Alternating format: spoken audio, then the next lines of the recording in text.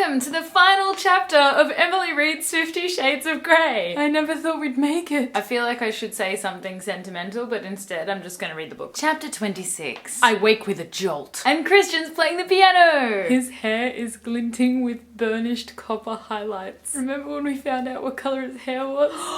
His dark copper hair is a mess. He's got dark copper hair. He looks naked, although she knows he's wearing pajama bottoms, so we won't make that mistake again. He looks sad and achingly lonely. She's got her head on his shoulder and is watching him play the piano. Aww. So what shall we do for half an hour? Her insides are clenching and melting. Seems counterproductive. He suggests that they have sex on the piano and her italics are thinking, oh my. And then her italics are thinking, piano.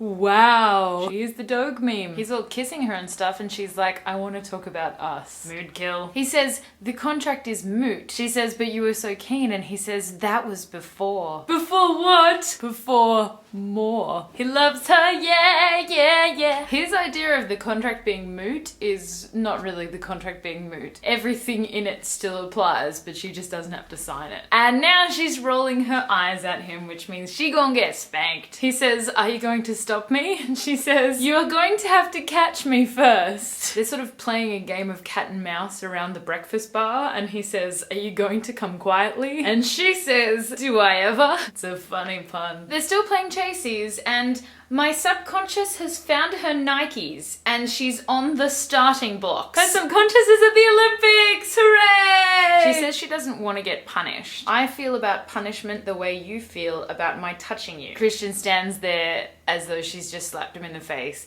He's ashen. That's how you feel? He whispers. Yikes. He looks completely and utterly lost, like I've pulled the rug from under his feet. Aww, you hate it that much? His eyes are filled with horror. Aww, this is awful. His eyes darken like a turbulent storm. Time moves and expands and slips away before he answers softly. Time is moving. Moving time! I want to hurt you, but not beyond anything that you couldn't take. She asks why, and he says, I can't tell you. He says, I couldn't bear to lose you. And her italics are thinking, oh my. Must be love, love, love. Oh, he kisses her and then he says, don't leave me. You said you wouldn't leave me and you begged me not to leave you in your sleep.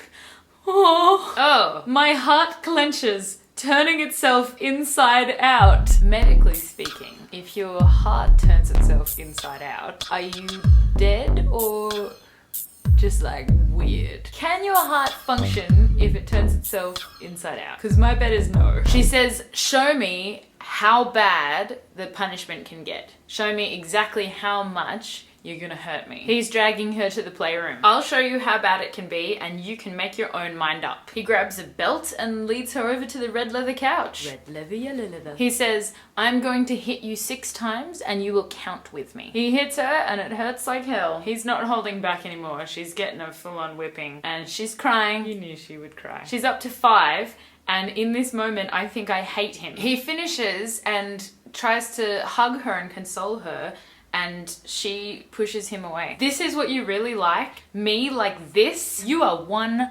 fucked up son of a bitch. You need to sort your shit out, Grey. And she closes the door quietly behind her. She doesn't slam it. How could I have been so stupid? Of course it hurts. Did she think that it wasn't gonna hurt? That's amazing. She is so much dumber than I thought. She goes back to her room and curls up in bed sobbing. What was I thinking? Why did I let him do that to me? Why have I fallen in love with 50 Shades? Why? Why can't I love Jose or Paul Clayton or someone like me? Because you're so perfect. My subconscious is shaking her head sadly and my inner goddess is nowhere to be seen. He beat her inner goddess out of her. This is awful. She decides that it's over and she has to leave. And then he comes and gets in bed with her. She is resisting his cuddles and he says, don't hate me. My heart clenches anew and releases a fresh wave of silent sobbing.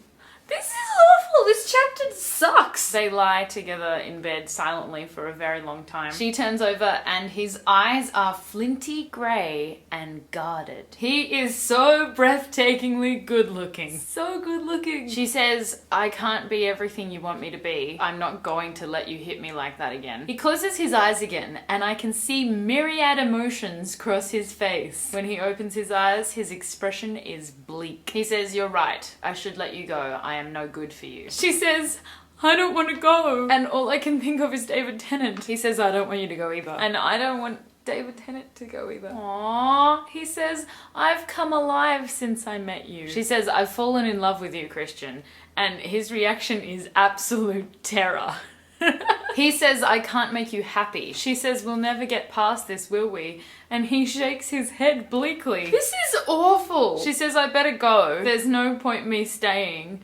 I'm gonna get dressed and I'd like some privacy. Oh, I didn't realize they broke up at the end. She puts her jeans on and they chafe against her sore backside. But quite frankly, it's a pain I welcome as it distracts my mind from what's happening to my splintering, shattered heart. This is awful. Aww. She has a present in her bag for Christian and it's a model of the glider that they were in for him to build. This reminded me of a happy time.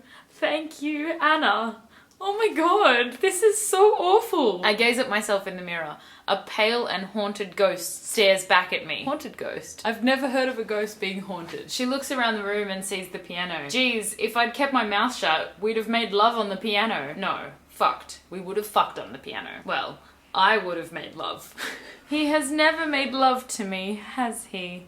It's always been fucking to him.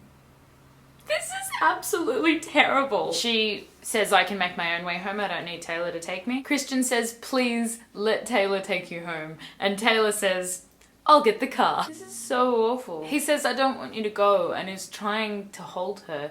And she keeps backing away because she knows that if he touches her, then she's done for. She gets in the elevator and says, goodbye, Christian. He says, Anna, goodbye. He looks utterly, utterly broken. A man in agonizing pain, reflecting how I feel inside. The elevator doors close and it whisks me down to the bowels of the basement and to my own personal hell. So far this chapter sucks. Taylor's driving her home. Her italics are thinking, shit, I've left him. The only man I've ever loved. What you gonna do? These things happen, you know. Plenty of fish in the sea. She starts crying and then when they get to a traffic light, Taylor hands her a handkerchief. I love Taylor, he's the best. Thank you, I mutter, and this small discreet act of kindness is my undoing. I sit back in the luxurious leather seat and weep. There's a helicopter balloon hanging off her bed that has slowly deflated and it reminds her of herself. And now she's hugging the balloon. She falls into bed, shoes and all, and starts howling. The pain is indescribable. It is everywhere, seeping into the marrow of my bones. Grief. This is grief. This is not grief. This is a breakup. But that's fine. You can call it what you want to. Deep down, a nasty, unbidden thought comes from my inner goddess. Her lips contorted into a snarl. The physical pain from the bite of the belt is nothing. Nothing compared to this devastation. I curl up, desperately clutching the flat foil balloon and Taylor's handkerchief and surrender myself to my grief. End of book. What happened in chapter 26? They broke up. It was terribly sad. It's not at all what I expected. I can't remember how Twilight goes. Is that the same as Twilight? Well, I suppose it is a trilogy. The happy ending comes later. Sadly, viewers, it's not a trilogy for me, so this marks the end of Emily Reed's 50 Shades of Grey. Thank you so much for joining me on this journey, and I hope that you have found some humour in this story that ends in utter devastation and heartbreak. Obviously this chapter sucked, but some of the other ones were pretty good. I won't be reading book 2 and 3, but if you have a suggestion of another book, preferably not sexual, that you think would be hilarious to see me read, let me know in the comments below. If you've enjoyed watching me read 50 Shades of Grey, please share it with your friends and check out some of my other videos. And thanks for everything, E.L. James. We couldn't have done it without you. We shouldn't have had to do it at all, but we couldn't have done it without you. That's the end, everyone. Go home. The end. The end.